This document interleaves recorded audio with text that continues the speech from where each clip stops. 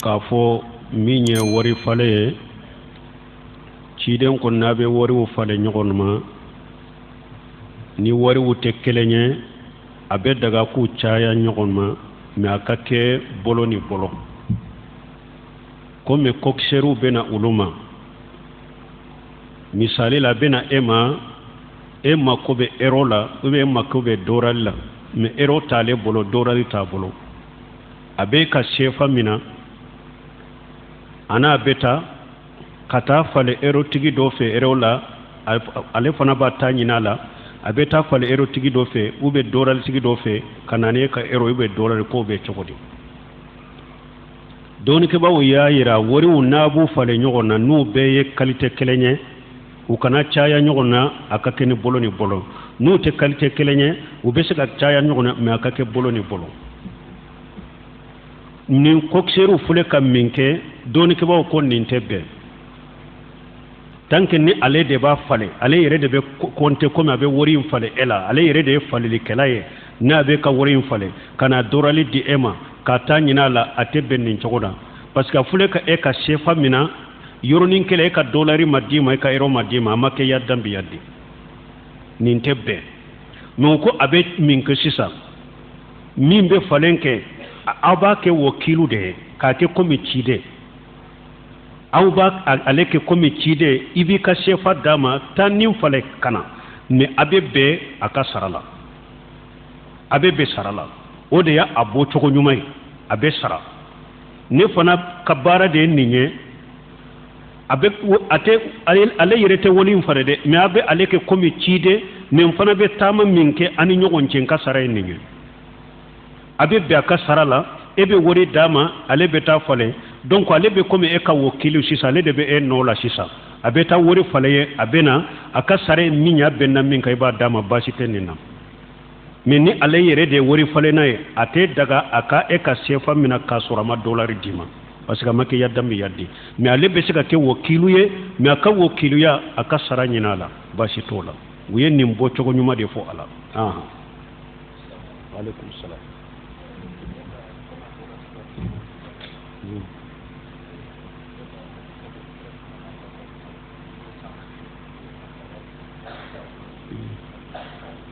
ko siratu cide nya fo sa hakke min be kalaba o ma fo siratu eteme yoro de dro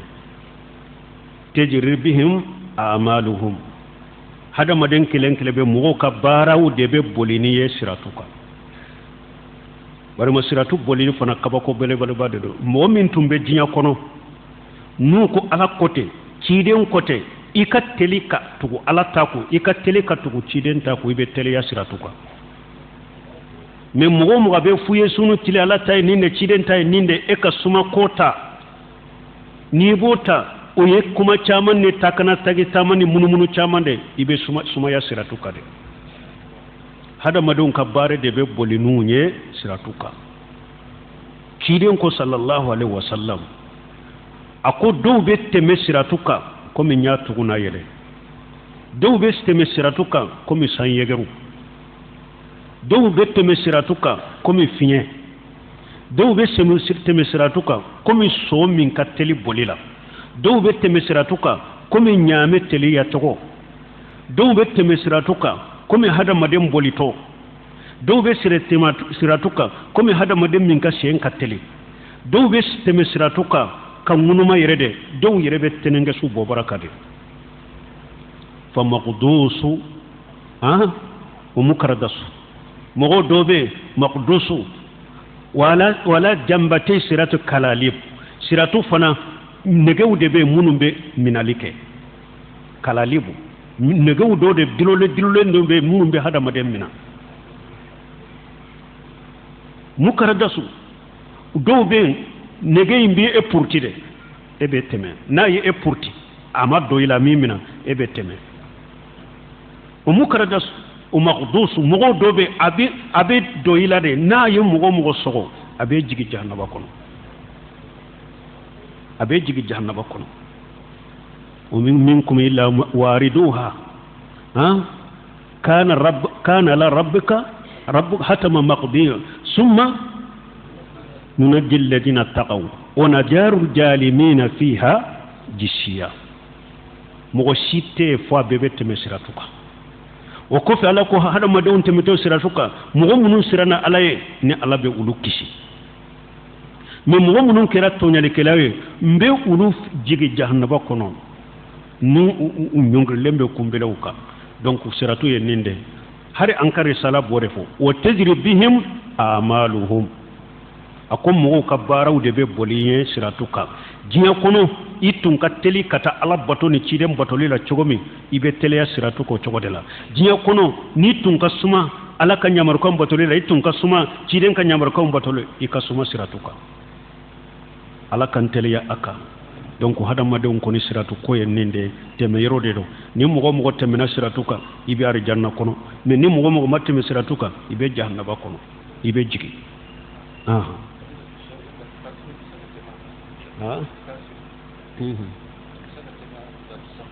kafiru bette ma kam men wulu be jigi ani kabayra junubu tigi mun alama ya fuma ube jigi o minkum ila wariduha depuis kafiru koni yere la doro ye wulu jigi to jannaba kono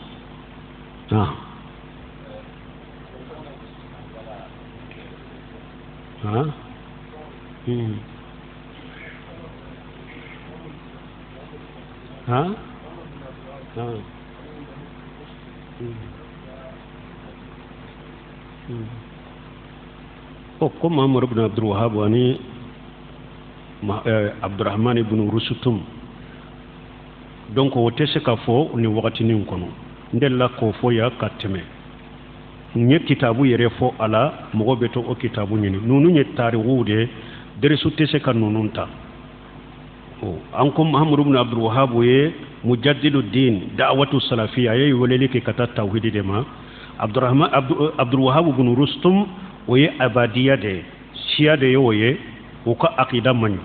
Muhammad ibn Wahhab ka aqida kanyi Abdul Wahhab ibn Rustum ka aqida man abadiya de do abe mugo kafiriya atumbe jo hiju dew ne nyogonce ku bali hijula ute wakati kele mugo ye fana ni nya karani fulana ka wakati de hijira sankeme fulana wakati de Abdul Wahhab ibn Rustum ye Muhammad ibn Wahhab ye hijira bakele ani keme ani tani duru mugo de ute wakati kele mugo ye fan ire menko nasara utumamu nana Afriki konondije unana Egypti inyi dore ke baka keme ani binani nyogona ni mafili jatela sabilen tumbembolo atenye korosisa unode nana Egypti Amerika unana kusore Amerika fanga bonyanu luka fanga ye fengo fembe Amerika nyamina ula me minye muni doni ke ba munun nana Amerika nyo ulu to bolo o doni ke ba uyudo makitaba ukono kitabu ye akida nyuman kitabu ni sunna ni dina nyuman kitabu de o doni ke ba uyu ulu to ngoko bo makitaba ukono kitabu nui bidia kitabu ni kurafati kitabu de do uyo doni ke ba unyamaru kode bo kudi Afrika uma kitabu nyuman tobe uya bedo Afrika uma donc Abdul Wahhab ibn Rustum akida jugu tigi de do aye maliki gan kam munun soro dugu ko ka wakati lagami nonu ye fatawa ko kafiri de do Abdul Wahhab ibn Rustum ko kafiri de do donc uyo kitabu de di Afrika ka karamugo uma ko ewa Muhammad ibn Wahhab mimbe fo nana ni tawhida nana ni sunnai o de fule ne nyede ni ba fanka jamana kono ko wabe ye kafiru yere wuyenni nye Abdul Wahhab ibn Rustum de do me kafiru de nodo uyo unyagambi anka karamugo bolo de puru kana chinyaye ka Muhammad ibn Wahhab ka aqida dogo ka kitabu dogo kan nin to juguta ka daka puru be mugo bolanye chogomi puru mugo ta ka hakilina uta chogomi uye Abdul Wahhab ibn Rustum ka togota ka bila Muhammad ibn Wahhab ka sino ninye Muhammad ibn Abdul Wahhab Muhammadu ute togo kele nyere naw ninye Muhammadu ninye Abdul Wahhab ibn Rustum me comme Muhammad ibn Abdul Wahhab afa togo ani nin togo de bebe donc utara ale togo de bila Muhammad ibn Abdul Wahhab ka ko o de ninye ne yire de la ka ke ni fi kramo do ya deva ke dondola akonema ko aw betu mo min ko ata do ko kafiru do beta ne ko ay nko an tugu lembe mo min ko ambo do nko ya nyagambi aw de bolon nko kitabu min fulay bolote Abdul Wahhab ibn Rustum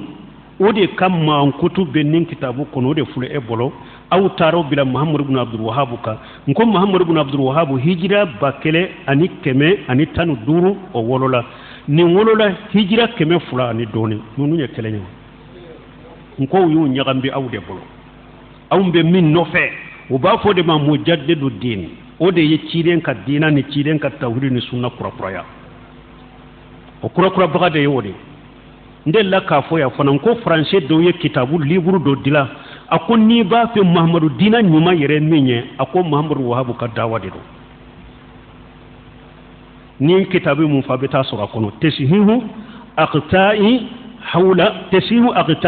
al-wahhabiyya tasihihu tarikh aqta'i hawla al-wahhabiyya ni ndella ka kitabu en to ko fawye ni nin kitabu ta Abdul Wahhab ibn Rustum ani Muhammad ibn Wahhab difference mun bunu nyogonce to ko te kelenye aqida te kelenye wakati kele mo wote dawa te kelenye ko dawa te kelenye ire mais wiye karamogo de tromper ka Afrique fili donc pin nye français min fo to ba kono kitabu kono abiya fo akum Muhammadu dina yere nyuma akum Muhammad ibn Wahhab ka dawa indero mais wiye de wanka mo wala donc ka différence ninde toujours abita sege kalaje donc on nyagamile ne be mo bolo donc ne nyakuma do fo ko silamaw yere be nyon sapute minadu bon silamiya kono kata gale silamaw mi mani iye fasire ika fasira be fo ni ye bidiya ika bidiya be fo ha bon ñoo fo ka dersu kono kaba shew ka ñugol la gosi ñoo fo kaba ñoo fo dersu kono kaba wa alaykum salam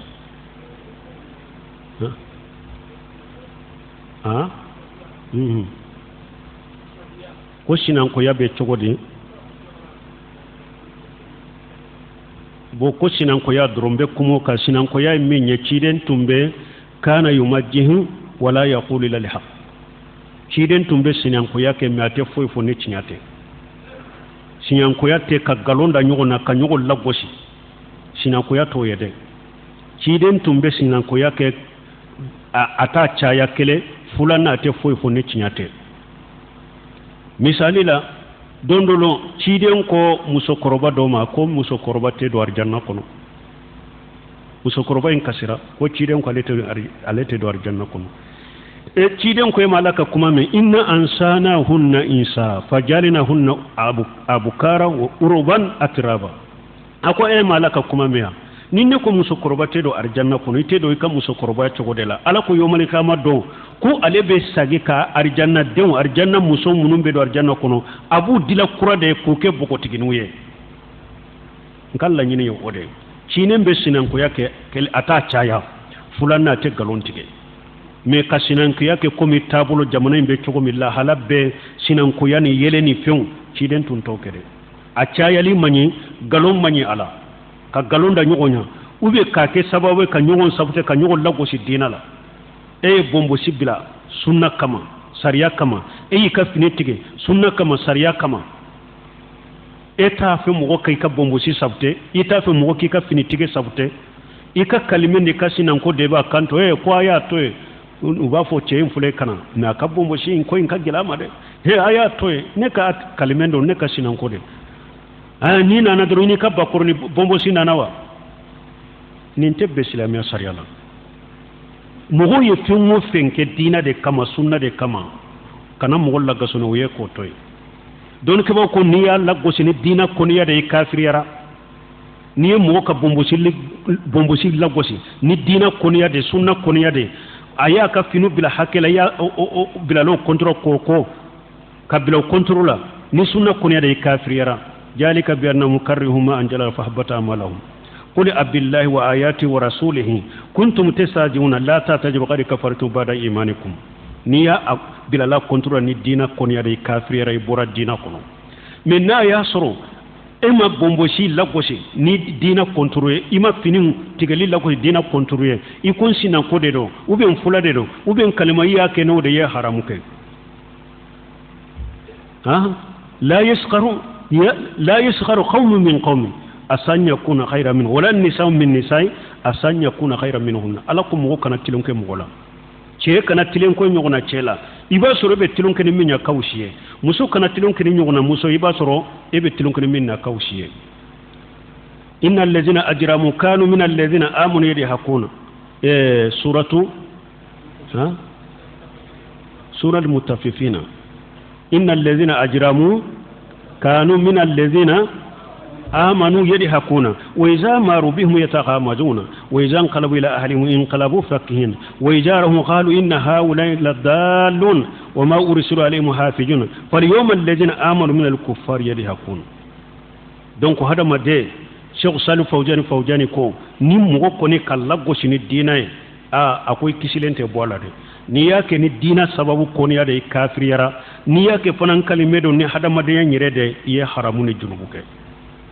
donc ñogon kalimene sinan ko yaka to e dina kola dina la gosil kola ka boye pew hada madem be siga sinan ko yake me kana foy fo nit nyata e kana chaya fana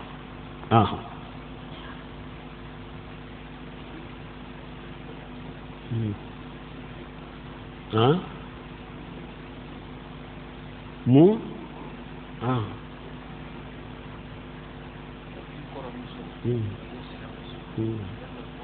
koy koro muso sina muso be se ka furwa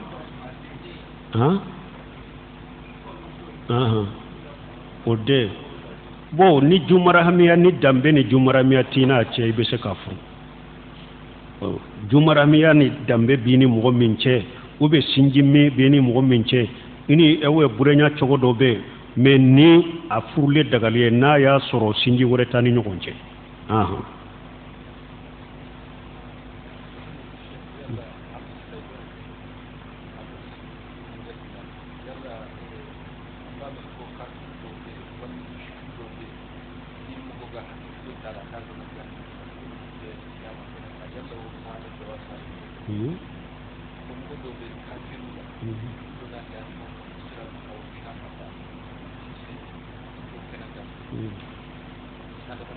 ko bo to ko kafiru do be ko te jo qiyama kene kan be min fo bebe jo qiyama kene kan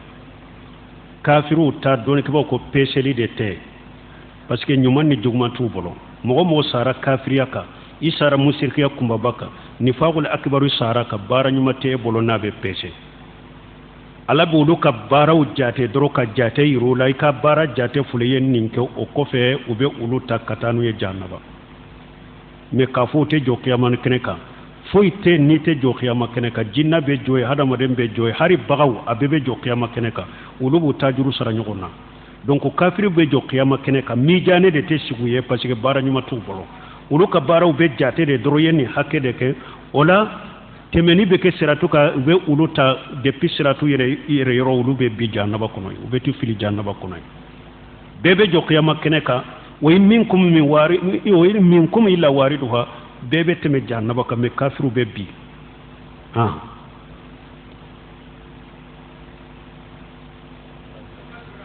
وعليكم السلام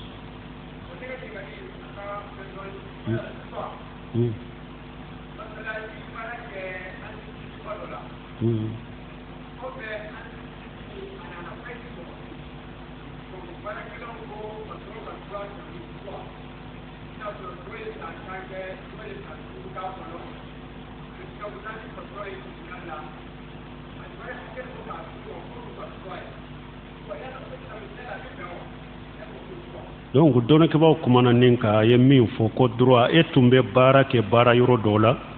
ni bara yoro ewa datugura na ya surabu bolo sariala ni bara yoro datugura ni hakken ka kadi bara kala kelen kelema on ube ni bara kala min fatura an ka sariala ni hakke kan ka takadama silamiya sarala basite ninna don ke ba nyin karan ninna u kon ni sugu be do hari ka ciela ika cien tabaga be de ben ciya ntila ni be bara yoro de la bara de datura be hakke min takadima na tigi fatura u ko cien tabaga be de tado ube na le fatura abe u ka droala ni mogo min an ka bara ke dem min ni sisote la ni mogo min fatura ni hakke be takadama o tara kadima don ke ba ko cien tabaga be ba tilaw no nyogonje wa alaikum salam ha ko mo min be ko mo num be joli dike abe suntinya ba bo joli di min be ke joli do yoro la joli di yoro la joli di min na be chaya litri tilanche ube kele ka boyla o sugu be suntinya don ke ba ko sugu o be suntinya na darura nani na banabagato fule ko atenya de fo bi joli ka bo mo la de akado nena don ke ba ko ye darura de hari na ya suru farda sunde do adagara joli ka boyila i ka suntige ni sungalo temena ibasara bo joli be min te joli ta min te fenke sunna analiji joli fitini min be tay far korola o te foy ke sunna bashi to joli ta sugula o te sunchinya me min be di e wa joli ta yorola ka do mo werela o be sunchinya ha subhanakallahumma rabbana wa bihamdika ashhadu an la ilaha illa anta astaghfiruka wa atubu ilaik